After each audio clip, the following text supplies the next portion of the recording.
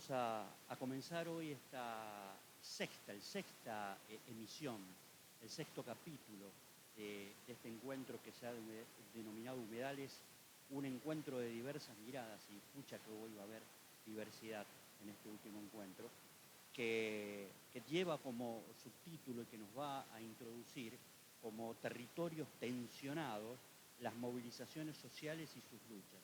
Y bueno, si vamos a hablar de eso y si nos van a contar sobre eso, qué mejor que aquí hoy estén las organizaciones socioambientales que vienen poniendo el cuerpo, que vienen caminando el territorio desde hace mucho tiempo con las diferentes problemáticas que tenemos. Problemáticas que son cotidianas en nuestra zona, que nos van a introducir a algo que hemos hablado mucho, que se ha hablado mucho en nuestros encuentros en estos últimos tiempos, que es el tema de los humedales, el río, pero también lo que está sucediendo en territorio firme, ¿no? Porque el tema de los humedales nos va a llevar también a que hablemos de los otros campos, los campos que a veces que rodean a la ciudad. Rosario tiene la particularidad de que tenemos uno de los humedales fabulosos, es más fabulosos a nivel planetario por todo lo que significan aquí enfrente, pero también estamos rodeados, por ser la parte sur de la provincia, con tierra firme, donde hay grandes extensiones de territorio, de campo, como le dicen algunos, donde también hay otras problemáticas, que en definitiva están unidas a las problemáticas de los humedales. Pero como corresponde, qué mejor que primero empezar compartiendo todo lo que emana desde el arte, desde la cultura entendida como una muestra, como música o como un video. Aquí está en este ámbito la muestra del pintor de las islas, de Raúl Domínguez. Entonces vamos a compartir un corto, un breve video, DVD, documental, llámalo como quieras, pero tiene que ver con esta muestra que hoy está y enseguida empezamos a dialogar con los compañeros.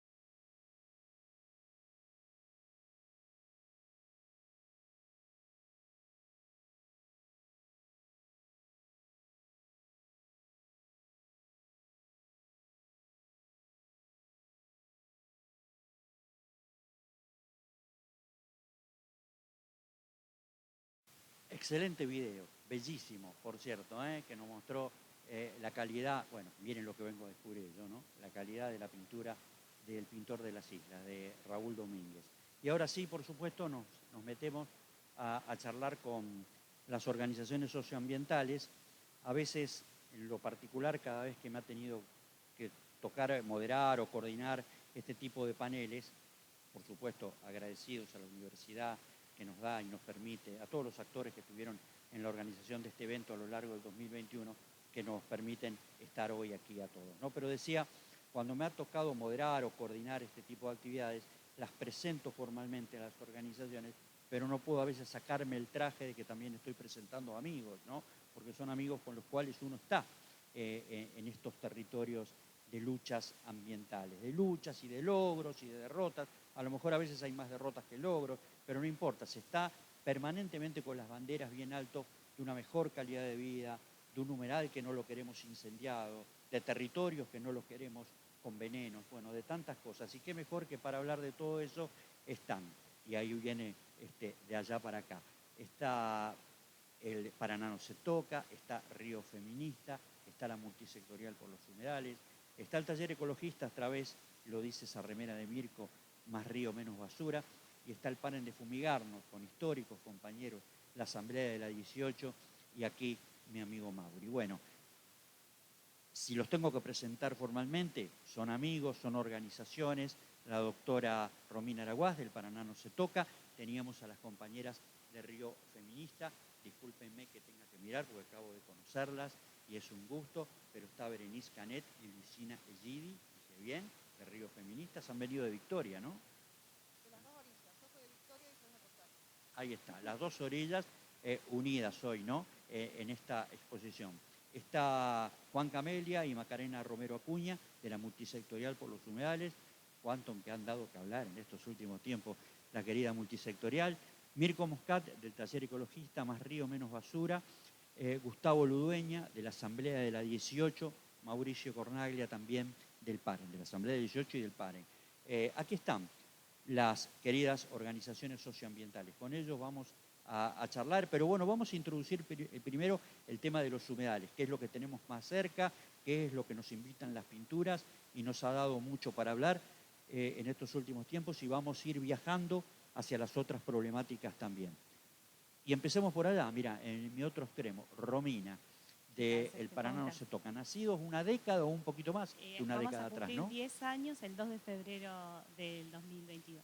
Porque como fecha de nacimiento tienen el Día de los Humedales, el Día de nada los más humedales, y sí. nada menos. Sí, pero es la fecha del logro que se consiguió que no se instalaran las arroceras en Victoria. Entonces, y esa lucha comenzó en enero, febrero, y finalmente el 2 de febrero nos constituimos definitivamente como El Paraná no se toca. Es bueno que cuentes esa historia del nacimiento, ¿no? Porque digo, fue una de las primeras luchas. ¿Qué se quería instalar? En toda la zona, a escondidas casi, en el año 2011, fines de 2011, cuando ya estaban terminando las sesiones legislativas, por decreto del municipal, la provincia de Entre Ríos concesiona por 90 años a una arrocera todas las zonas de islas. Entonces, el Paraná no se toca, que no estaba constituido en ese momento, era un grupo de kayakistas y de gente amante del río, biólogos, y consensuaron unirse para lograr que eso no suceda, no perder el territorio de humedales en manos de una arrocera. Y bueno, finalmente eso, como no había sido muy expuesto ni muy público, se dio publicidad, se hicieron manifestaciones en el monumento y también en Victoria, y bueno, finalmente eso se da marcha atrás y el 2 de febrero de 2012, luego de ese logro enorme y casi sin saberlo, nace El Paraná no se toca.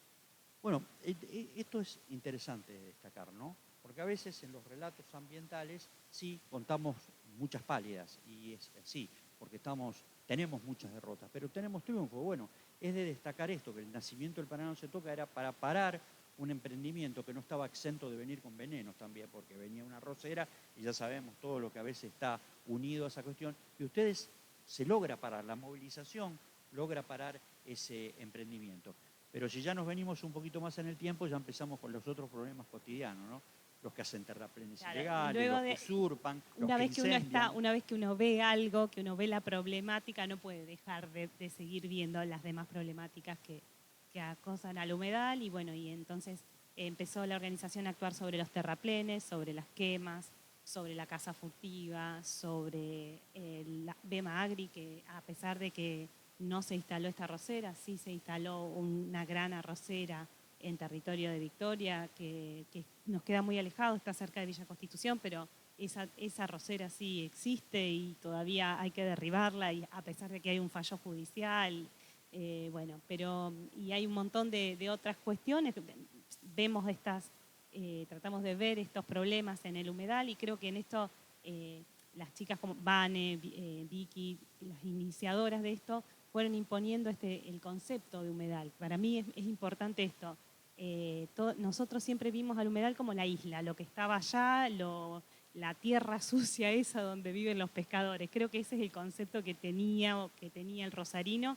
Creo que hace muy poco que estamos introduciendo, creo que el Paraná no se toca, y no hablo por mí porque yo hace poco que estoy en el Paraná no se toca, hace 4 años nada más. Pero te toca la menuda tarea Sí, de la cuestión legal, sí, ¿no? sí. Pero creo que el gran logro del Paraná se toca ha sido introducir en la sociedad el concepto de humedal. O sea, que no sea más la isla donde viven los otros, donde están los otros, donde no hay, que es el humedal, y que el humedal lleva consigo el sentido ecosistémico que tiene ese lugar, no solamente un terreno despoblado donde hay barro. Creo que el humedal tiene que ver con esto, con la fauna, con la flora, con los beneficios ecosistémicos que tiene.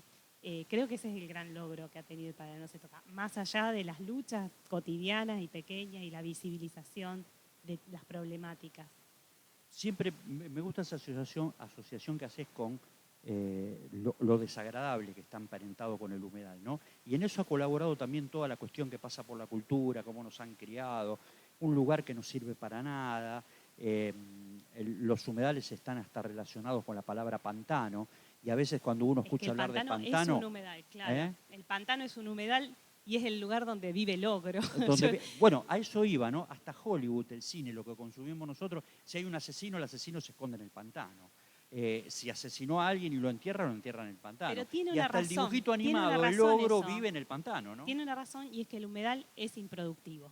Exacto. El humedal es un lugar donde no habitaba el ganado, en donde no estaba, donde no se sembraba, donde el hombre no podía habitar tranquilamente porque era una zona inundable. Creo que tiene que ver con eso. Claro. El avance de la frontera agrícola, y esto tiene que ver también con lo que trabajan los chicos, y el avance del ganado, y el avance de la frontera agrícola en La Pampa, y ha hecho que el ganado se lleve al humedal, claro. Y toda la problemática que ello conlleva de las quemas y la situación que estamos viviendo actualmente, los terraplenes y las que... Exacto, ese es un punto también clave. De eso ha investigado mucho también Taller Ecologista, que aquí lo tengo a Mirko. Ha investigado mucho con sendos informes el tema del ganado a las islas, ganado que antes estaba en los campos, que a partir de la década del 90, con la revolución sojera contaminante, bueno, a ese ganado a algún lado había que llevarlo y lo llevaron al humedal, y ahí empiezan los problemas, ¿no? Pero vos decías, y ahora voy a Luisina y Berenice, de Río Feminista, vos decías que hay un montón de conceptos de significados de humedal. Uno pone el Google y pone humedal. Entonces te aparece todo lo que es humedal. Pero si Río Feminista tuviera que dar la definición, y esta es la definición de Río Feminista del humedal, ¿cuál sería? La incorporamos, lo llamamos a Don Google y la incorporamos. La incorporamos. Río Feminista es una red con una mirada feminista sobre el territorio, feminista y de diversidades, por supuesto, que no es la mirada que habitualmente se toma y no es la palabra que habitualmente corre, digamos, por lo general son hombres, de una mirada extractivista, productivista. Entonces nosotros lo que empezamos a hacer es una red horizontal, colectiva, por eso hoy más que nada trajimos como un documento para compartir con ustedes, que lo fuimos creando. Es una red de mujeres y diversidades que está desde Paraná hasta la desembocadura del río. Fue creciendo la necesidad de imponer una mirada diferente sobre nuestro territorio, sin divisiones políticas, sin organizaciones que nos dividan, sino desde otro sentido que es el de la mujer y como cuerpo territorio. ¿Lo compartimos? ¿Eh? Río Feminista es una red de mujeres y diversidades que habitamos y amamos el humedal. Somos una red que va del Alto Delta del Paraná hasta la desembocadura del río. Pensamos un territorio del agua, más allá de las fronteras políticas. Hacemos oír la voz de un río feminista, un río diverso y potente de pescadoras, isleñas, productoras, remeras, kayakistas, maestras, artesanas, profesionales, artistas, terapeutas, activistas y militantes, hijas, madres, abuelas, cuidadoras de la casa común. Una red que va de orilla a orilla y de un extremo a otro de la cuenca Plata-Paraná, que navega riachos, arroyos del delta, que cruza el canal. Mujeres y diversidades que participamos en organizaciones socioambientales, productivas, cooperativas, artísticas, pedagógicas, culturales y autoconvocadas.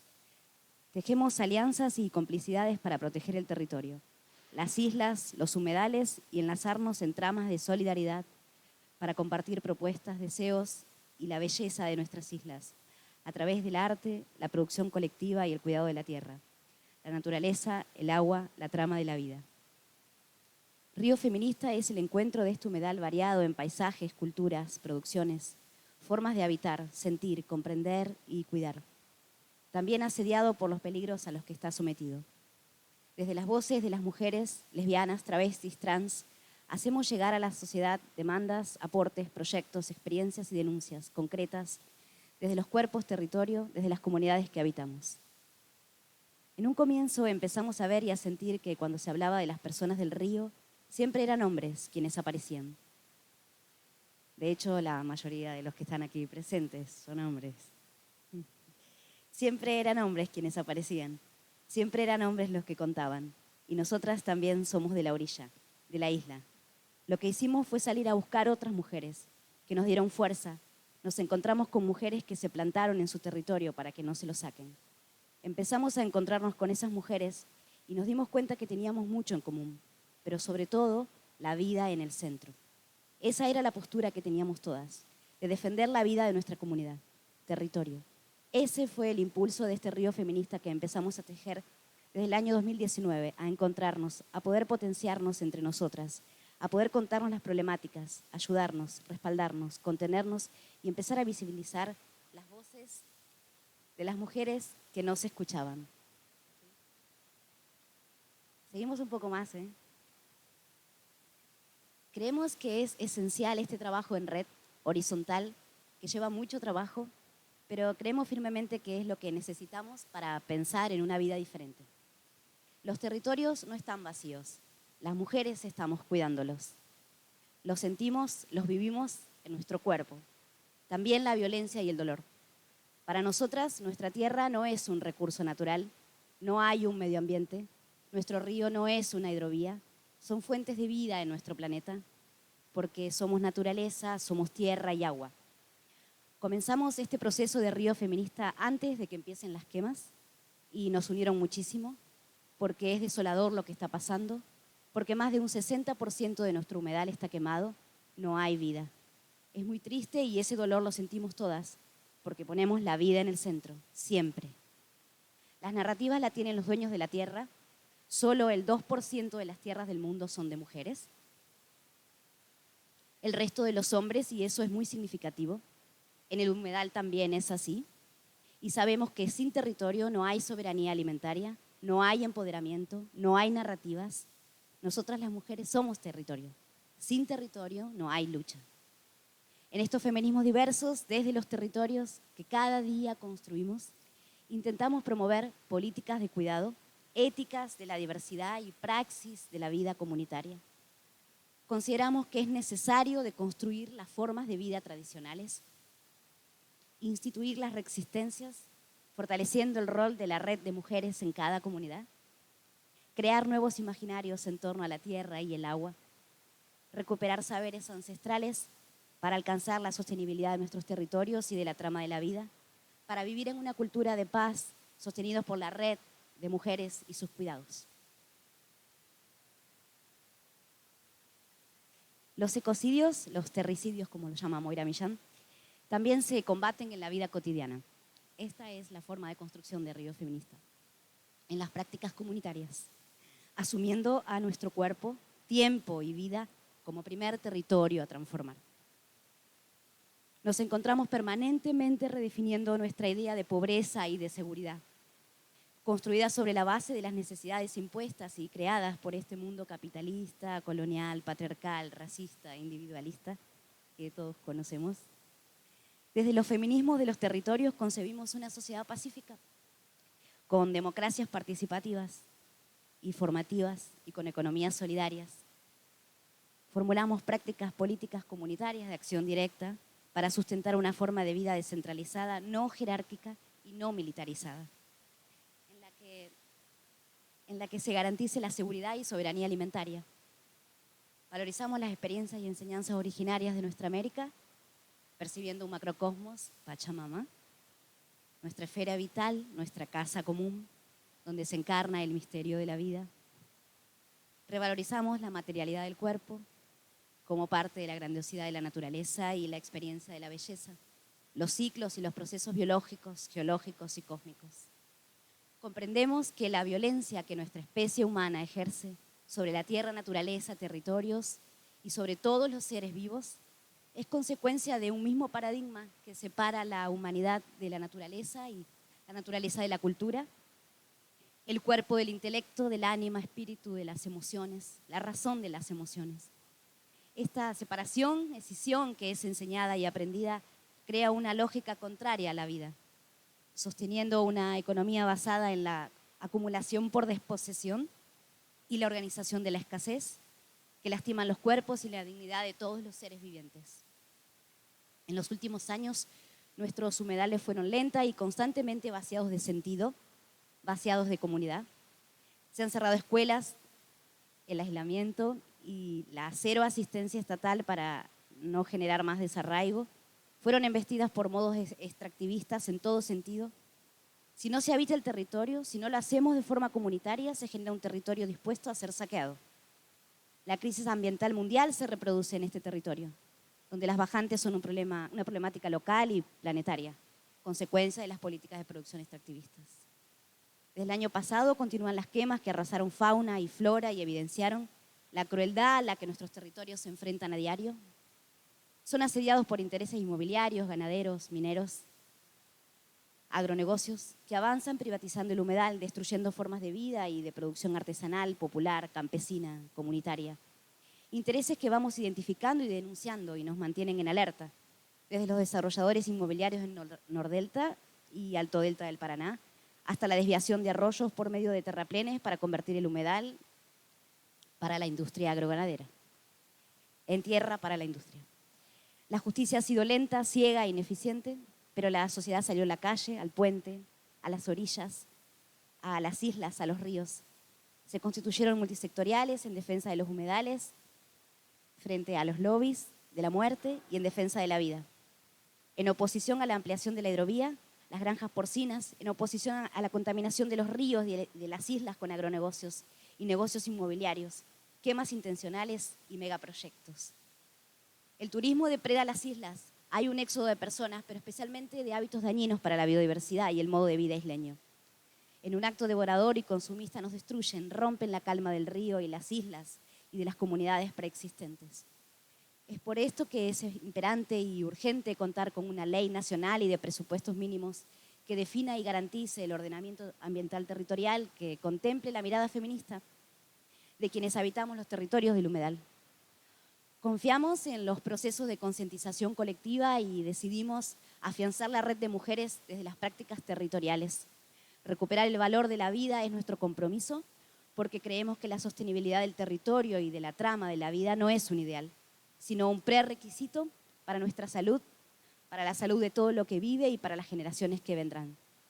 Queremos una ley de humedales con perspectiva feminista desde los territorios. Río feminista, río para todos. Gracias por este espacio. Por favor. Bellísimo, y es una buena presentación, una buena radiografía de lo que es Río Feminista. A mí, mientras las escuchaba a ustedes, me aparecían imágenes.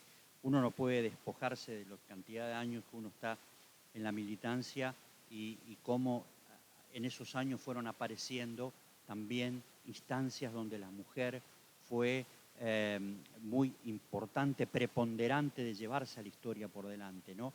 Yo, mientras ustedes hablaban en esta historia de tantos años, me acordé, uno un poco más acá en el tiempo, porque hace poco me acordé de Berta Cáceres y su crimen, hace 5 años atrás. Me acordé también de Chico Méndez, y ustedes dirán, ¿por qué Chico Méndez? Porque Chico Méndez fue asesinado en el 88, pero la que se consustanció con su discurso y que creció al lado de Chico Méndez, el líder cauchero sindical y ambientalista, porque lo tenemos que decir en ese orden, que fue asesinado en diciembre del 88, parió esa figura a Marina Silva. Y Marina Silva fue una ministra del Medio Ambiente de lujo que tuvo Lula en los 2 gobiernos que tuvo. Por lo menos Marina lo acompañó en 1 y medio. Después hubo algunos cortocircuitos y se fue, pero no nos podemos olvidar de esa figura de Marina Silva. Y hasta viajé en el tiempo y me acordé de mis compañeras del taller ecologista. Tengo el honor, me orgullo de decir que fueron, no soy de los fundadores del taller, pero estuve 2 décadas ahí, y que las teníamos a ellas, las teníamos a Elba, las teníamos a Claudia, y las teníamos a ellas haciendo un boletín, un boletín que se llamaba Las Minas de Uranio, porque el boletín era contra la energía nuclear y las centrales atómicas. Lo hacían las minas, entonces el boletín se llamaba Las Minas de Uranio. Todos esos recuerdos me llevaron por delante mientras ustedes leían eso, ¿no? Y bueno, y ahora vamos, porque en el orden de la fila y acercándonos a la multisectorial por los humedales, la multisectorial Humedales Rosario, donde, bueno, ahí está Macarena mirándome, ¿no? Acá también hay una presencia de la mujer. Yo recién recordaba la kayakeada que hicieron hasta el Congreso en Buenos Aires para pedir por la ley de humedales. No sé si lo tendrán contabilizado, pero ¿cómo estábamos ahí con el cupo en la kayakeada? Creo que bastante empatados, ¿no? Me parece. Bastante empatados, mirá. Me parece que sí. En realidad, en la multisectorial creo que hay mayoría de mujeres en general. Me parece que es algo así como un 60-40, ponele. Bien. Sí. Y bueno, y es una de las improntas también que tenemos y que sostenemos, que tiene que ver con esto que compartían recién las compañeras de Río Feminista, de una mirada que busca la deconstrucción, no solamente en las cuestiones de las violencias patriarcales, sino también en las cuestiones de las violencias por desvitalizar la vida, ¿no? Es decir, decirle hidrovía a un río es violencia también, es desconocer su naturaleza vital, ¿no? La Multisectorial Humedales creo que es la organización más joven de las que estamos acá. Sí, tenemos, seguramente. Si no nos avisaron que se haya conformado una hace 5 minutos, es la más joven. Claro, tenemos algo así, un poco más de 1 año de vida. Nada, y para nosotros es un honor y un gusto poder compartir esta mesa con ustedes, porque también sentimos, y se dice en muchas asambleas de la multisectorial, que nuestra condición de posibilidad de existencia, es decir, las condiciones que se reunieron para que pueda surgir la multisectorial, un poco tienen que ver con todo el camino que ustedes han caminado todos estos años antes que nosotros, así que nos sentimos un poco hijos de luchas anteriores, ¿no? Y en ese sentido también la gratitud por estar caminando este camino en conjunto.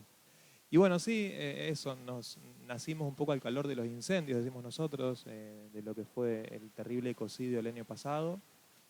La verdad que súper espontáneamente, nunca pensamos que nos íbamos a constituir en la organización que somos hoy. Fue un poco por la urgencia y la impotencia de ver lo que estaba ocurriendo frente a Rosario principalmente, y un poco con el tiempo de ir profundizando en la problemática, fuimos entendiendo la dimensión a lo que nos estábamos enfrentando. La verdad, sinceramente, que con el correr de los meses y con ir insistentemente a cortar el puente, por ejemplo, y otras acciones que estuvimos haciendo, que bueno, que nos fueron de alguna manera apurando el crecimiento, ¿no? Tuvimos un crecimiento, sentimos muchos que muy rápido. Sentimos que es una especie de emergente social, ¿no? Digamos, frente a la impotencia de lo que fue el año pasado, el ecocidio tremendo que lamentablemente hoy continúa, ¿no? En el día de hoy siguen habiendo focos de incendio en el humedal. Frente a esa impotencia, digo, una de los emergentes sociales que aparecieron fue la multisectorial Humedales, entre otros, y que vino a ocupar un espacio que que por suerte es cada vez más grande y hay espacio para más, ¿no? Necesitamos que haya esta diversidad que tenemos acá, de miradas, de valorizaciones con respecto al humedal, tanto desde lo cultural, desde lo económico, desde la biología, desde tantas ópticas posibles, ¿no? Así que bueno, seguimos acá con la compañera. Ahora vamos a Macarena, pero ahí yo introduzco una pregunta en el pase ese de micrófono. Toma una decisión la multisectorial. ¿Cómo la toma? Teniendo en cuenta que son muchos. Muy buena pregunta. Porque aparte me das pie para la división de relato que íbamos a hacer. Justo me tocaba hablar de que nosotros y nosotres tomamos las decisiones de manera asamblearia. Semanalmente tenemos asambleas y las decisiones se consensúan mayoritariamente en la asamblea. A la vez tenemos distintas comisiones de trabajo. Sí, también queremos invitar a la gente, si se quieren sumar a las asambleas, vienen siendo virtuales, pueden escribir a las redes sociales que tenemos como multisectorial y podemos pasar los links, porque bueno, eso, sentimos de que esto es una lucha de todes y que la gente se puede seguir sumando, no estamos cerrados ni en la invitación a participar, ya sea en las instancias asamblearias como de alguna comisión. Nos dividimos en distintas comisiones de trabajo. Está la Comisión de Unión de las Orillas, como traían las chicas, que trabajamos con gente que habita en el territorio. Está la Comisión de Legales, está la Comisión de Redes, Prensa. Bueno, se me va a pasar seguramente alguna, pero si la gente quiere sumarse puede participar, preguntar.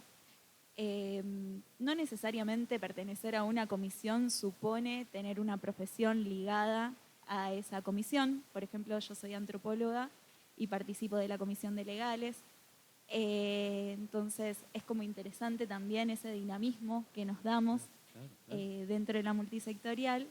Y algo que a mí me parecía importante, retomando un poco la pregunta que le hiciste a Romina, de si tuviéramos que definir humedal, ¿cómo lo definiríamos desde la multi? Yo creo que lo definiríamos con gente, ¿no? Estaba en este lugar y recuerdo que hay un libro de Domínguez que se llama El Paraná y sus islas, y él en el prólogo que hace, que es del año 92, plantea cómo se está destruyendo las islas y sus formas de vida, ¿no? Y plantea cómo le preocupa, en el año 92, la introducción de la música electrónica en el Paraná, ¿no? Entonces pensaba, bueno, ¿no? ¿Cuánto de esto también nos atraviesa a nosotros como multisectorial? Que nos interesa no solo pensar, sabemos que muchos de nosotros somos de la ciudad y miramos el humedal desde este balcón que plantea la urbanización de la ciudad, pero articulamos con las personas y eso nos parece súper interesante. Algo que nos parece muy importante, también reconociendo que estamos en un espacio propiciado por la universidad, es la articulación con la universidad, con distintos estudios que nos han nutrido, como decía Juan, del taller ecologista también, y de recuperar cierta trayectoria de investigaciones y de poder estar en contacto y en distintos diálogos de saberes con pescadores y pescadoras. Y bueno, pudimos recuperar una calle pública, que es la calle Génova, que recientemente fue reinaugurada. Entonces pensamos, wow, esto es, ¿no? Es un río, un humedal, sus islas, con personas que lo habitan, con personas en pos de esto, de formas diversas, ¿no? De una diversidad social, sociocultural tan diversa como el mismo ecosistema que habitamos, ¿no? Entonces creo que tiene que ver con eso, la definición.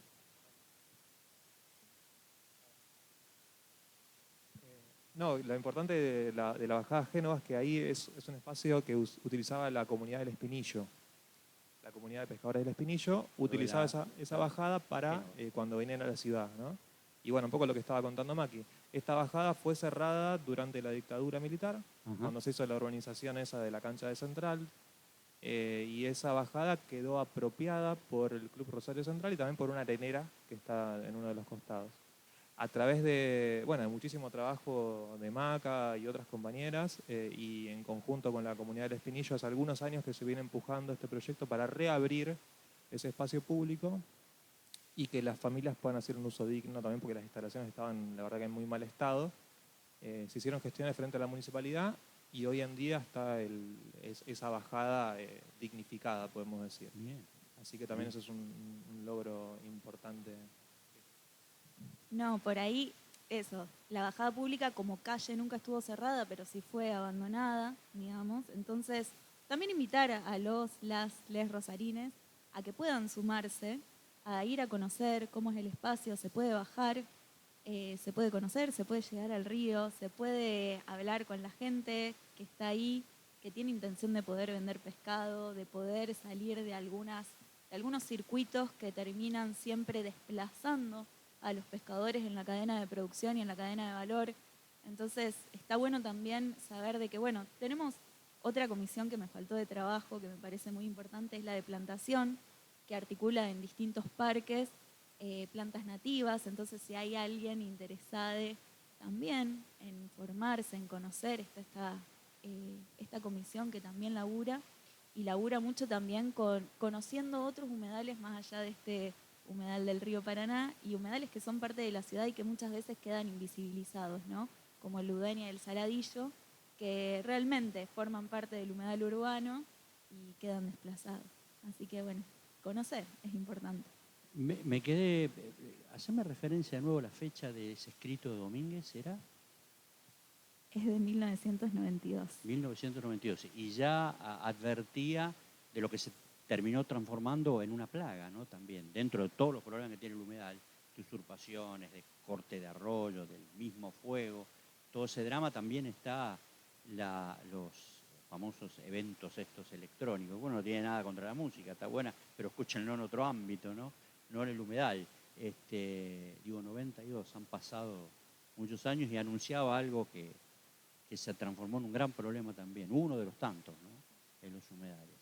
Y vos sabés que me da pie, vamos llevando el relato, esas mega fiestas tan nefastas para el humedal, como las que mencionaba en ese escrito Domínguez, que aquí los chicos lo han contado tan claramente a partir de la labor de la multisectorial.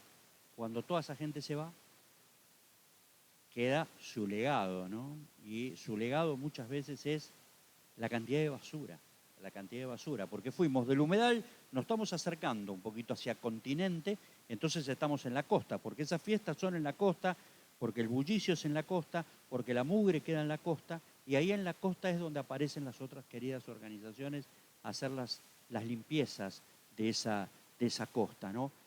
Un colectivo de organizaciones, Más Río, Menos Basura. Fantástico nombre que se pusieron en su momento los chicos, las chicas y los chicos que ya andan por su 6ª edición, pero que tienen otros planes y que también hay otras actividades mismas. Y aquí tenemos, bueno, a uno de sus voceros del taller ecologista. Acá sí que caemos en una de las organizaciones más viejitas, 36, 37 años el taller. Mirko no había nacido. No había nacido Mirko. Bueno, y tenés para contarnos de El Más Río, que es un área muy fuerte en el taller que los ha llevado a trabajar en eso, ¿no, Mirko? Sí, bueno, como vos decís, el tema de la basura es un gran tema en sí mismo, y en particular en el río es algo que preocupa mucho y que tiene que ver, en definitiva, con cuál es nuestra relación con el entorno, en términos de que ese acto de producir, consumir y descartar implica un montón de fenómenos, de efectos negativos con el entorno que a veces no tenemos en cuenta en nuestra vida urbana. Digamos, nosotros vivimos en la ciudad, producimos, consumimos y tiramos cosas todo el tiempo y no dimensionamos a veces los efectos que eso tiene sobre el ambiente. No solo del residuo que termina, en el mejor de los casos, bueno, en el mejor de los casos podría ser reciclado o no producido, ¿no? Pero Por ejemplo, en general la mayor parte de los residuos terminan en un relleno sanitario, pero si no terminan dispersos en el ambiente y de cualquier manera, aún si terminan en un relleno sanitario, es un problema ambiental. Entonces, y además del residuo tenemos que tener en cuenta el impacto que tiene sobre la naturaleza, sobre los ecosistemas, la producción de todo aquello que consumimos y tiramos, de uso de energía, de extracción de recursos naturales, bienes comunes. Es como que la vida urbana nos impide, nos pone como en una matrix en la cual no vemos, digamos, ese tipo de interacciones que son, digamos, que necesarias para el sostenimiento de esa vida urbana y, bueno, muy negativas en cuanto a sus implicancias. Nosotros de Más Río Menos Basura, hoy en día es un colectivo de 6 organizaciones. Lo que venimos haciendo es tratar de visibilizar ese impacto negativo que se produce en el río por los residuos que terminan en la costa, pero no desde un lugar que ponga el foco en el problema individual de quien tiró un residuo o de la gestión ineficiente que implicó que un residuo termine en el río, sino ir más a la raíz, pensar en, bueno, ¿por qué se produjo eso? ¿Cuál es el modelo de producción? ¿Cuál es el tipo de consumo que generó ese residuo? ¿Quién es el responsable? ¿Qué actores económicos son los responsables de haber introducido en el mercado, tomado decisiones para que eso ocurriera, de haber entonces introducido en el mercado determinados productos que terminan usados y tirados al poco tiempo y muchas veces terminan en un lugar como el río Paraná o lo que son los humedales. Entonces, cada jornada que hacemos de recolección de residuos, que la venimos haciendo, como decía Sergio, desde hace 6 años, no la pensamos estrictamente como una actividad de limpieza, la pensamos como una acción de visibilizar un problema, de contarlo a la sociedad, por lo cual, luego de recolectar residuos en el río, lo que hacemos siempre es analizar eso que recolectamos, tratando de ver cuáles son los principales materiales, los principales tipos de objetos, si son botellas, si son envoltorios, y cuáles son las marcas y las empresas responsables de ese producto. Y publicamos esos resultados y tratamos de generar acciones a partir de eso, en 2 niveles al menos. Una, a un nivel local. Nosotros hemos tenido la suerte de que en los últimos 7, 8 meses se hayan aprobado varias normativas en la ciudad de Rosario, un poco a partir, en parte de este trabajo, digamos, que van poniendo ciertos límites a la utilización de algunos elementos descartables, particularmente plásticos descartables. Y también hay lo que tiene que ver con identificar las empresas, los responsables corporativos. Eso forma parte de una campaña a nivel global que se está desarrollando desde un movimiento muy amplio de muchas organizaciones que se conformó hace algunos años y que busca justamente denunciar esta responsabilidad que hay por parte de las empresas. ¿Por qué ponemos tanto foco en eso? Porque cuando nosotros vemos qué es lo que encontramos que la mayor parte son plásticos, la mayor parte, un 90% de los ítems, de los objetos que encontramos son cosas descartables, cosas que fueron producidas, pensadas, fabricadas para usarse y tirarse al poco tiempo. Entonces entendemos que ahí es donde tiene que haber un cambio de raíz, un cambio estructural en, empezar a producir y a consumir de otro modo, poder ir abandonando la cuestión del producto descartable, del envase descartable que al poco tiempo termina en la basura. Creemos que algunos logros venimos teniendo, yo te decía esto de las ordenanzas. En estos últimos años realmente ha habido en estos 5 años solamente, ha habido un montón de novedades, de avances en distintos lugares del planeta, tratando de atacar este problema que son particularmente los plásticos, porque yo te decía, la mayor parte de lo que encontramos son plásticos y plásticos descartables. Hay un montón de normativas, de iniciativas, se está discutiendo un tratado global sobre plásticos. Es un tema que solamente en los últimos 5 años se han producido un montón de avances interesantes, que todavía falta porque la producción de plásticos sigue creciendo y el lobby de la industria plástica es muy fuerte y trata de frenar todo el tiempo este tipo de avances, pero si podemos mantener este tipo de ritmo de avances, de proyectos, de iniciativas, nos parece que podemos en algún momento lograr bajar la curva de producción de plásticos y de impactos ambientales que esto genera. Hoy en día los plásticos no son un problema estético, son un problema que inclusive amenaza la salud pública. El 100% de los peces que se han testeado en el río Paraná en el Río de la Plata, en el mar argentino, tienen microplásticos en sus cuerpos. El 100% nunca ocurrió en los estudios que tenemos acá en Argentina que no se encontraran microplásticos en algún pez. Básicamente los microplásticos, que son los plásticos que se van resultando, las partículas de plástico que van resultando de la fragmentación de los plásticos grandes que tiramos, están en todos lados, son ubicuos, están en todos los peces, seguramente están en nuestros cuerpos porque los comemos, los ingerimos con lo que tomamos, lo que comemos, con lo que respiramos. Hay un estudio que se publicó hace poquito que encontró microplásticos en tejido pulmonar y ya había evidencia de microplásticos en el aire. Bueno, el acuario con Clara Mitchell ahí a la cabeza estuvo haciendo un estudio sobre microplásticos en el suelo de la costa del río Paraná. Bueno, de paso menciono que Clara fue la que convocó inicialmente a esta idea de empezar a salir a recolectar residuos en el río, y después, bueno, eso fue evolucionando y fue como adquiriendo iniciativas que se fueron complementando.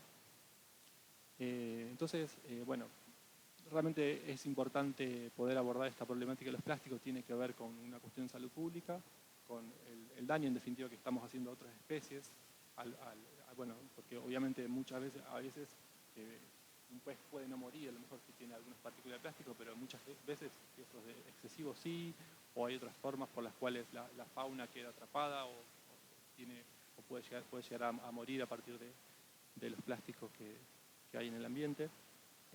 Y bueno, nos interpela como consumidores, pero sobre todo interpela cuáles son los modos de producción y de consumo y cuáles son las políticas públicas que necesitamos para abordar de manera seria y estructural esta problemática. Vos dijiste que hay normativas, se ha logrado normativa importante en la ciudad, pero la gran deuda que tenemos a nivel nación, particularmente acá en Argentina, la ley de envases, ¿no? Sí, eso es una deuda de al menos 20 años. Necesitamos una ley que regule los tipos de envases que se ponen en el mercado, que pongan responsabilidad en las empresas que producen esto. También que tienda a reducir la generación de envases, o sea, necesitamos no solo gestionarlos mejor, sino también, como vengo diciendo, generar menos envases descartables. También de manera paralela a una ley de envases puede haber legislación nacional, local, provincial, y en eso hay un montón de cosas aprobadas y también proyectos que vaya prohibiendo elementos descartables. Hay de hecho un proyecto nacional al respecto. Hay muchas cosas que se están haciendo, muchas más que se pueden hacer, y bueno, como te digo, la expectativa que tenemos es que realmente podamos lograr multiplicar estos avances, estas iniciativas y realmente incidir en la problemática. Ley de humedales ya es uno de los lemas de estos movimientos, y le podríamos agregar también, ley de envases ya también, por este desaguisado inmenso que duele planetariamente, que es la basura plástica. Bueno, nosotros como nación, bregar por tener timbre ahí para los legisladores, como para que concretemos el día de mañana también una ley de envases, ¿no? Tan importante. La importancia del laburo de las organizaciones, como vos lo decís, no es que estamos limpiando, estamos visibilizando este problema y hasta le ponen nombre y apellido a esa marca, que es de esta gaseosa, que es esta empresa que no se hace cargo. Pero bueno, todo ese ordenamiento lo viene a hacer una ley de envases, no esa discusión. Nos veníamos desde el humedal, con el Paraná no se toca, con Río Feminista, con Multisectorial Humedales, llegamos a la costa y nos ha contado esta problemática, más río, menos basura, con la voz de Mirko Muscat, y ya empezamos a pisar sobre continente, dejamos al humedal enfrente, y nos venimos a continente y conocemos en continente, en tierra firme, acá en estos campos modificados porque hay sembradíos, porque bueno, en definitiva ya sabemos que somos una nación agrícola ganadera, eso nos lo enseñaban en la primaria. Lo que pasa es que en la primaria, cuando nos decían que era agrícola ganadera, íbamos y veíamos algún gringo haciendo una siembra y algunas vaquitas, ¿no? Hoy las vaquitas las tenés que ir a buscar a la isla. Ahí se empieza a unir, hay una columna vertebral que empieza a unir a todos estos movimientos. Claro, porque llegó a partir de la década del 90, ¿qué década? Empezó a llegar el monocultivo sojero, entre otros, pero ese fundamentalmente a reinar como un tirano, con todo lo que trae asociado a él, veneno, veneno y veneno, es todo lo que trae asociado, y empezamos a tener grandes problemas acá. También en los humedales. De hecho, tuvimos la suerte hace algunos años atrás de participar, bueno, lo contó aquí la gente del Paraná, no se toca con el tema arrocero, o la empresa holandesa que estaba frente a la ciudad de Villa Constitución, que también fumigaban en pleno humedal.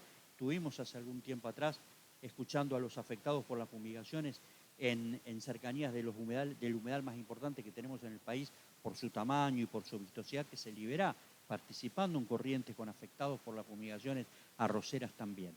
Pero qué mejor que, en lugar de estar hablando yo de este tema, hablemos con los que están poniendo el cuerpo también y caminando el territorio, que es el Paren de Fumigarnos. La asamblea de la 18, de la ruta 18, es un brazo más de esa multisectorial, y nos invita para que conozcamos la problemática y cómo trabaja Gustavo Ludueña de la asamblea y después Mauricio Cornaglia mismo del Paren, y que nos cuenten estas historias también, ¿no? Bueno, gracias, buenas tardes, gracias por este espacio. Sí, somos una asamblea también que nace por una preocupación allá por el año 2018. Esta asamblea junta distintas localidades. Bueno, en mi caso soy de la localidad de Álvarez, acá cerquita, 25 kilómetros aproximados del sur rosarino. También Villa Amelia, Coronel Domínguez, Piñero, Alvear, que son localidades que son atravesadas por la ruta 18, ruta que comienza en donde finaliza Oviedo Lago y termina ingresando a Pergamino. Y con esta problemática que de repente, si bien uno tenía noción, venía entendiendo que las fumigaciones están atravesando las vidas de las personas, dañando los territorios, nos encontramos un día diciendo, abro la ventana y veo que pasa lo que comúnmente se llama mosquito, ¿sí? Que es un aparato terrestre de fumigación. Un aparato terrestre de fumigación. Y 3, 4 de la mañana, verano, vos sentías ese olor agrio y dices, bueno, pero ¿qué pasa? ¿No? Y como esto, de repente lo charlábamos en el almacén, lo charlábamos en algún negocio de los distintos barrios que tienen las localidades y sí, no, te ardor de ojo, dolor de garganta, che, ¿te enteraste que se murió tal persona? Che, ¿te enteraste que hay un pibe y una piba tiene leucemia? Bueno, empezamos a interpelar al poder de turno comunal, que siempre es el que más uno a mano tiene en el sentido que lo encontrás, que son del pueblo, estamos hablando de pueblos que están entre los 3.000 y 7.000 habitantes, y empezamos a conocer que hay ordenanzas y empezamos a estudiarlas y empezamos a relacionarnos. En este caso formamos parte de la multisectorial Paren de Fumigarnos y bueno, y empezamos a organizarnos, ¿sí? Porque la respuesta que no nos da el poder de turno, la tenemos que, esa bronca, esa rabia la tenemos que construir en lucha. Y así arrancó la Asamblea de la 18. Somos pueblos fumigados, pueblos que estamos atravesados por una gran problemática que es la salud de los territorios y por ende si los territorios están enfermos, las personas que habitamos esos territorios estamos enfermas. Y desde ahí empezamos a comprender que no podemos mirar para otro lado. O sea, en realidad uno puede mirar para otro lado. En general hay una parte de la sociedad que lo hace, pero eso tiene una consecuencia que es la vida.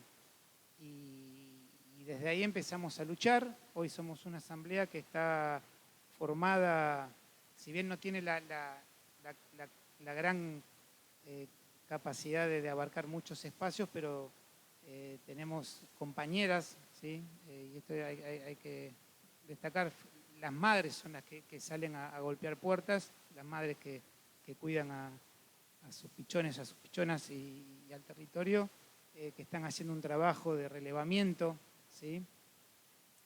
Puerta a puerta de la problemática de salud, totalmente anónimo, pero que nos sirve como eje de la problemática.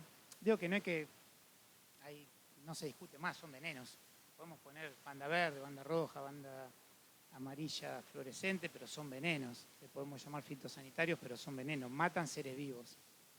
Y por eso son agrotóxicos. Y también empezar a comprender y a llevar conciencia sobre eso, porque no es un problema de la vecina o el vecino que le fumigan, sino también la persona que está manejando ese mosquito, ese tractor de arrastre, que llega a su casa y seguramente no hay control de cómo administró ese veneno y se sienta a la mesa a compartir un mate con su hija, su hijo, con la familia y transmita también esas partículas, ¿sí? No hay control de deriva también. Entonces es una problemática total e integral de la sociedad. Y también de aquellas personas que viven en las grandes ciudades, porque consumen productos que son a base de transgénicos y de venenos. Yo creo que... Sí. Ahí decís algo, me haces acordar, muchas veces cuando hemos estado en las marchas, en las movilizaciones, yo me acuerdo que una de las banderas que vi, bueno, obviamente está la de cada localidad, está la más grande, la barredora, que es la del PAREM, pero yo recuerdo que había una, digo por esto, porque ahí viene a lo que me hace acordar, Gustavo, pero para que tomemos dimensión los rosarinos. Había una bandera que decía, Rosario es un pueblo fumigado. Entonces a algunos ahí les cae la ficha y dicen, ¿cómo? Si no es un problema de Álvarez, de Piñero, de Andino, que están por allá, que lo fumigan. Pobre gente, la fumigan. Nosotros menos mal que estamos acá. Y acá no llega. No llega. Acá estamos a 6 kilómetros de una fumigación aérea que se produce continuamente. Digo, el 1 de enero de este año, una compañera y con su compañero que estaban caminando por la zona de Alvear, un barrio que se llama Villa Mercedes, que está a 2 kilómetros de ingreso a Rosario, observaron cómo un avión fumigaba y daba su vuelta sobre las terrazas de las viviendas. De Oviedo del Lago, estamos hablando a 2 kilómetros de Oviedo del Lago y el Saladillo. Por ende estamos a 6, 10 kilómetros como máximo. Rosario es una ciudad fumigada. Digo, las 365 entre municipios y comunas que tiene la provincia de Santa Fe, estamos siendo atravesados por este modelo del agronegocio que nos mata, que nos envenena, que es un modelo extractivista, que la discusión es el modelo, ¿sí? Cuando hablamos de los humedales, cuando hablamos de las aguas del Paraná, la mal llamada hidrovía, tenemos que debatir y tenemos que discutir el modelo de producción que tiene este país, que tiene América Latina, porque es el que está llevando al desastre, al ecocidio, y ahí es donde apuntamos y tratamos de relacionarnos con todas las organizaciones, obviamente nosotras y nosotros como asamblea, a partir de ser parte del PAREN, ¿no?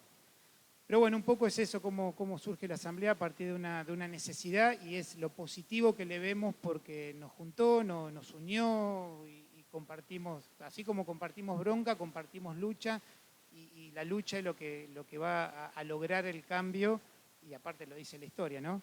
La historia que no se cuenta muchas veces en los libros, es la lucha de los pueblos la que logran esos cambios necesarios para una vida más sana. Tenemos un correo también para que se sumen, sobre todo porque en los pueblos es muy difícil el tema de confrontar con el modelo, porque el 99,9% está relacionado al campo, es así, porque si tenés una panadería te van a ir a comprar los que laburan en el campo, si tenés un taller mecánico, si tenés lo que fuere, ¿no? Por eso la responsabilidad es del Estado, el Estado comunal, el Estado provincial, y esperemos que pronto tengamos una ley de agrotóxico a nivel nacional. asambleala18@gmail.com es nuestro correo para consulta o para sumar a más compañeras y compañeros.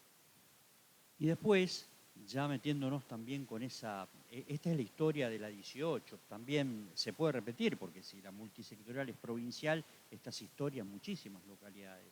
Aquí tenemos atrás de cámara compañeros de Andino, y también hay tantas otras localidades. Pero si miramos ese mapa provincial, bueno, la lucha se da en muchos lugares, esas poblaciones en la trinchera peleando contra los venenos, pero también todo esto se da en los pasillos de la legislatura, en los pasillos del Consejo Municipal, porque no recordemos que aquí también los rosarinos peleamos para tener una ordenanza que prohibiera el glifosato. Digo, ¿cómo se camina esa provincia? Es una gran deuda que tiene esta provincia también con una legislación que aleje las fumigaciones. Digo, lo miro a Mauricio Cornaglia porque sé que también es parte de un puesto en la cancha que vos lo conocés bien, que estás corriendo, mirándolo en términos futboleros, ¿no? En ese pedazo se mueve mucho, Mauricio. ¿Y qué nos podés contar de eso puntualmente? Sí, bueno, gracias por el espacio. Estamos muy contentos y contentas de participar de esta charla.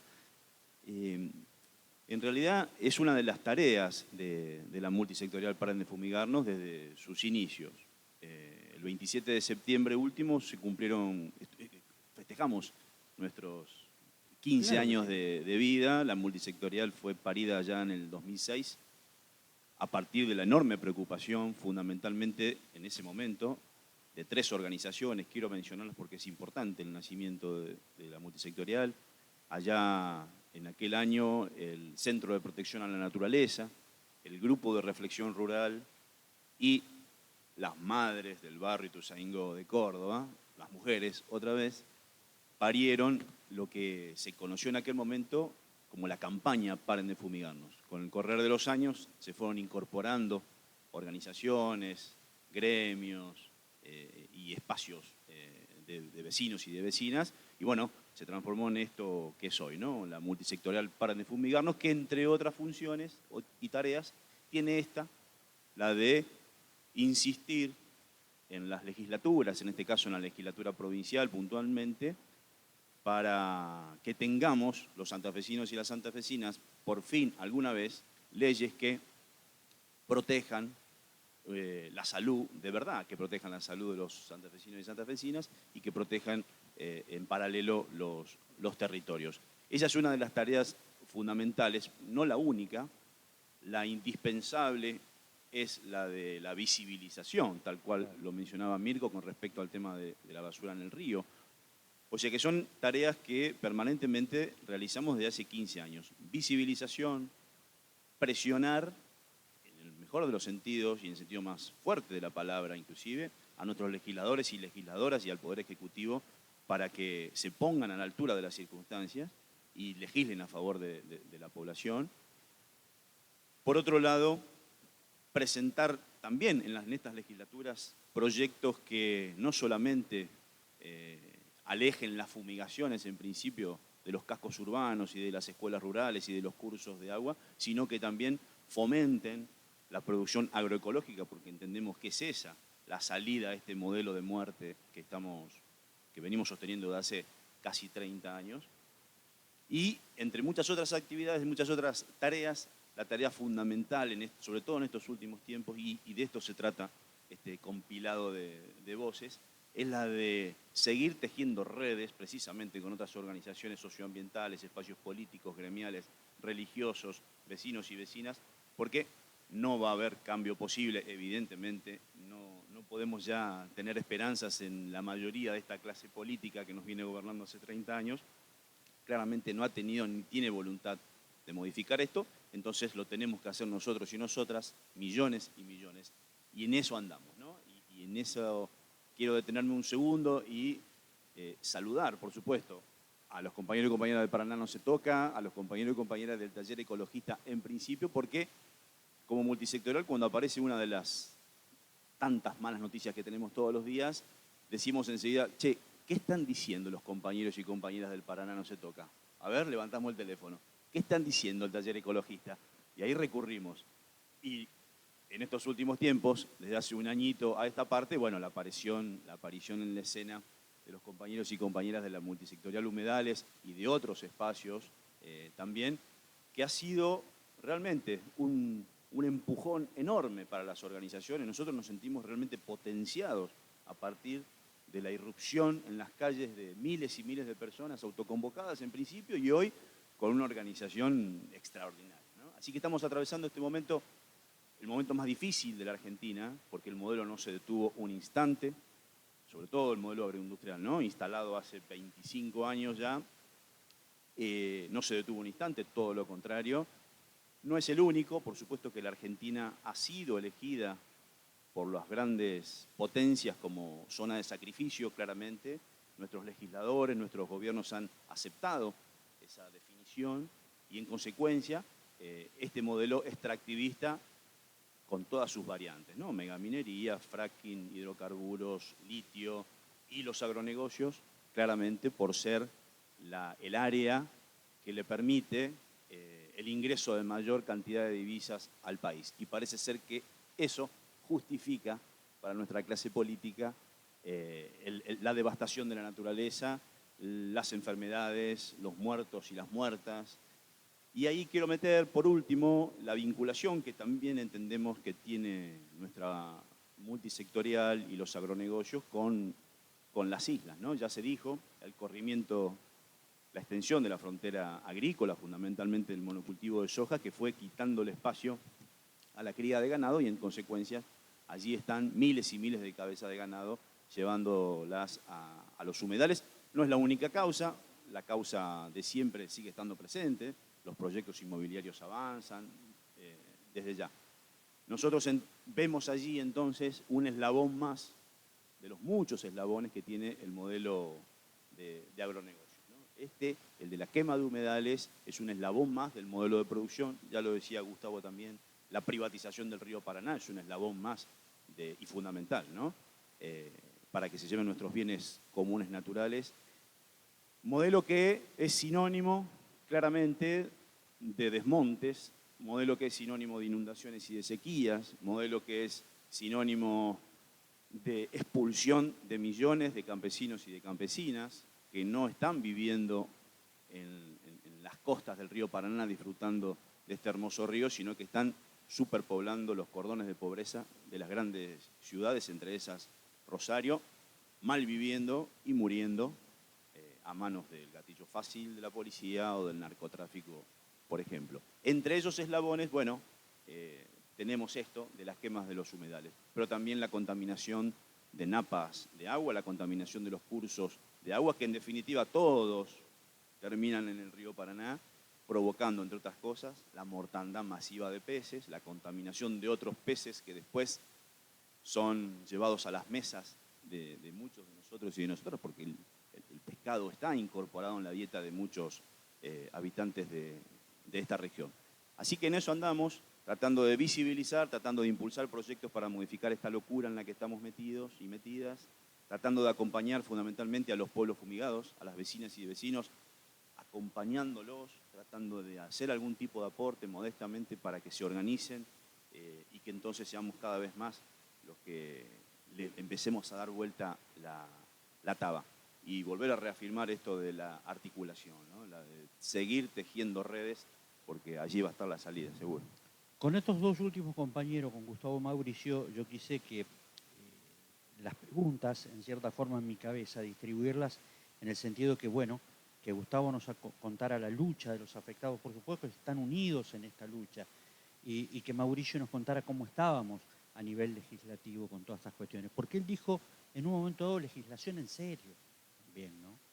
¿Por qué? En estos días estamos viendo como una localidad, la nombrábamos recién, Andino, que prohíbe las fumigaciones en el eje urbano a 100 metros nada más, que es reírse en la cara de la gente, ¿no? 100 metros, le agregó ahora 50 metros más, o sea, 150 metros más, para el que es a lo mejor neófito en este tema, dice, qué bárbaro, le alejaron 50 metros más, pero no, están a 150 metros fumigándole la vida a la gente. Y lo mismo pasa con los proyectos legislativos. ¿Cuántas veces perdió Estado parlamentario la ley para tener una verdadera ley, Mauricio? El proyecto modificatorio de la ley, vieja ley 11.273, que es, nosotros lo llamamos ley de agrotóxicos claramente, aunque le sigan insistiendo con lo de fitosanitarios, es del año 95. Primero es importante decir esto, ¿no? Inclusive antes de la revolución sojera. Antes del ingreso oficial de la soja transgénica al país. Ley viejísima. Por aquel entonces, más o menos nos estaban envenenando con alrededor de 30 millones de litros de agrotóxicos por año.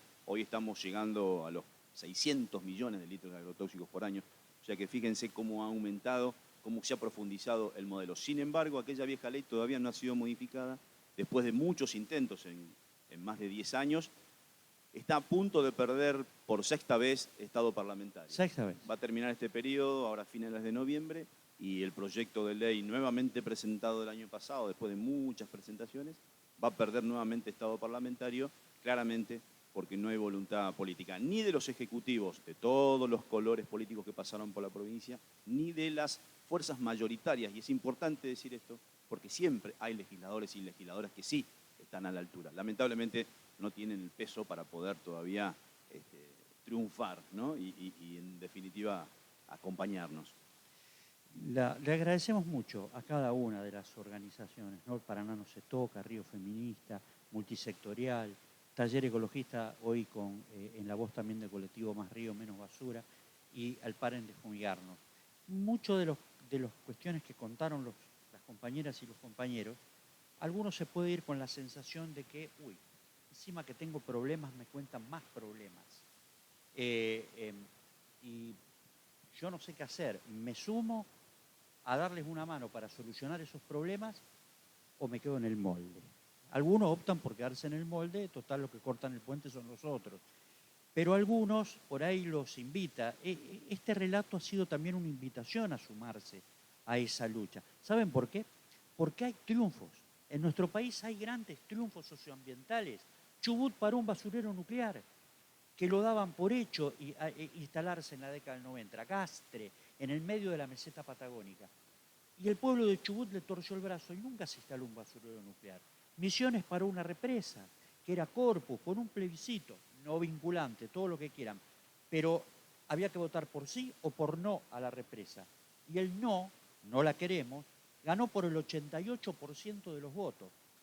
88%. Otro triunfo. Los santafesinos y los enterrianos paramos Paraná Medio. La represa de Paraná Medio, que la querían hacer acá a la altura de entre Santa Fe y Paraná, un poco más al norte. Hay triunfos, no son muchos, pero hay triunfos contundentes y los consiguió la ciudadanía, las organizaciones en la calle. Por eso esto es, súmense a esta lucha porque va a haber más posibilidades de ganar. Una vez, y con esto termino, hace muchos años comenzaba la democracia, fui a ver a la Facultad de Ingeniería, venía a dar una charla uno de los sobrevivientes de la Noche de los Lápices, Pablo. Y él en un momento dado le preguntaron si él tenía temor, claro, recién habíamos recuperado la democracia, si él tenía temor a que volviera la Noche Negra y que se instalara una dictadura y por todo lo que ellos habían pasado. Y Pablo le dijo, yo miedo tengo porque es una cuestión natural en el ser humano, pero de lo que yo estoy convencido por lo que pasé es que ese miedo esta vez no me va a paralizar. Y esto es esta cuestión. No hay que paralizarse escuchando que hay un relato de muchos problemas. Levántense y súmense a las filas de todas estas organizaciones. No se paralicen, porque hay triunfos, como dije antes. Muy agradecido a los organizadores, la universidad, a todos, Clara, a todos que han sido muy afectuosos y nos han invitado mañana viernes 29, o hoy viernes 29 cuando estén viendo esto, porque hoy es viernes 29, esto está grabado obviamente, para difundir esta publicación mañana, hoy, qué lío, a las 6 de la tarde, viernes 29, 6 de la tarde somos, y si no, a través de Twitter e Instagram de la universidad, también, digo bien, ayúdenme ustedes, a través del canal, Clara, a ver y las compañeras que se sumen, esto es lindo de cruzarse en cámara, esto lo estamos haciendo en vivo, cuéntenlo ustedes, porque estábamos con los mensajitos del celular. Está Clarita, bien. compañera. Bueno, Sergio, muchísimas gracias por haber aceptado esta invitación. Muchísimas gracias a todos porque además de estar terminando este encuentro de hoy, en realidad estamos terminando el ciclo. Un ciclo que organizamos con la Municipalidad y la Biblioteca Argentina, la Universidad Nacional de Rosario con su plataforma de estudios ambientales y con la Dirección de Comunicación de la Ciencia y el taller ecologista que también se sumó desde el primero de los encuentros. Me quedo con esto que dijiste, los problemas. El objetivo de este ciclo que pensamos con Clara, que pensamos con Marcela Prosperi, con Federico Tinivela, y con distintas voces que se fueron sumando, es poder ver la problemática desde la visión de la ciencia generada en nuestra propia universidad, desde la cultura y las voces de la cultura, desde el arte, Así que bueno, desde ese punto de vista nosotros nos sentimos muy orgullosos y orgullosas de que este ciclo haya avanzado y haya sumado tantas voces como las que nos encuentran hoy acá. Clara, ¿qué querés decir para despedirnos después de tantos meses de trabajo? Bueno, sí, antes que nada, muchísimas gracias a todos aquellos que se sumaron. Todos ustedes, gracias por estar. La verdad que una charla muy, muy, muy bella hoy para cerrar.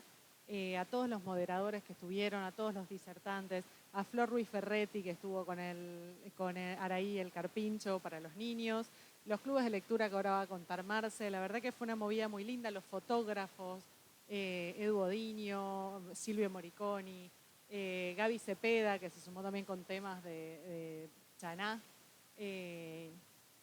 los pájaros de Flor también, sonidos grabados en las islas, que nos acompañaron los primeros capítulos. La verdad que fue un ciclo muy interesante. Muchas gracias a todos por sumarse. Los pueden encontrar a todas las charlas en el YouTube de la universidad, en el YouTube oficial. Están los 6 encuentros ahí, donde se intenta justamente esto, encontrar distintas miradas sobre un mismo territorio, hablando desde distintos lugares, pero todos encontrándonos en este mismo lugar, ¿no? Así que bueno, y la parte que no salió por YouTube, pero que Marce ahora les va a contar, que fueron los clubes de lectura. Bien, bueno, muchas gracias a todos y a todos aquellos que nos han acompañado todo este tiempo. Desde Biblioteca Argentina nosotros hicimos clubes de lectura donde hicimos un recorrido de cuentos y poemas desde la conquista, desde los cronistas de Indias a una literatura más actual y poetas y escritores de nuestra ciudad. Eso fue el recorrido que hicimos y realmente cada uno nos fue dejando colores, imágenes, nuevas formas de ver ese humedal y ese río y esas orillas, que todas esas imágenes se fueron complementando con las charlas, donde también ahí fuimos encontrando otros retazos, otras formas de ver y de acercarnos a un territorio que se fue configurando de una manera diferente y que nos queda esa sensación, ¿no? De que es un paisaje, es nuestro río, son nuestras islas y es un territorio que necesitamos defender y cuidar.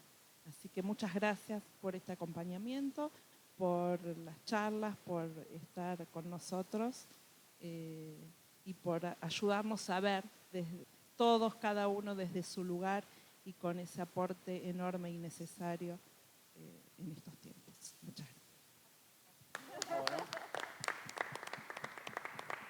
Gracias.